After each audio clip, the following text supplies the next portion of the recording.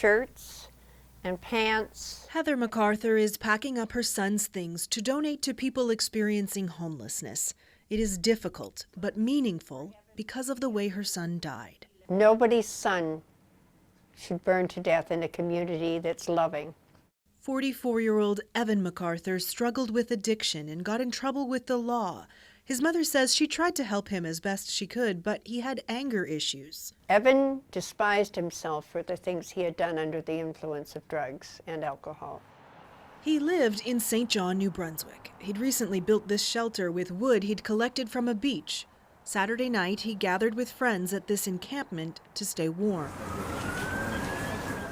Fire broke out while he was sleeping.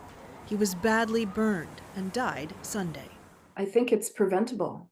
Canada's federal housing advocate has been looking into the growing number of encampments across the country and is set to release her final report next month. The long-term solution is housing. The short-term solution is to work with people in encampments, to treat them with dignity. But if we could just have a moment of silence. People in St. John gathered at a vigil Tuesday night. If the situation we're not in right now is in a state of emergency, I don't know what is. Evan MacArthur's mother attended. I'm containing a lot of anger that my city, my community let this happen, and it shouldn't have.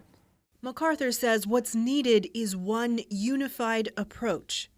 This is Evan when he learned to golf. And compassion. Even in the midst of all of his own demons, he was a very giving and loving man. And there is nothing like a 6'4" hug. And boy, could he give them. She knows many organizations are trying to solve the issue, offering shelters and supports, but says sometimes what people really need is someone to give them hope.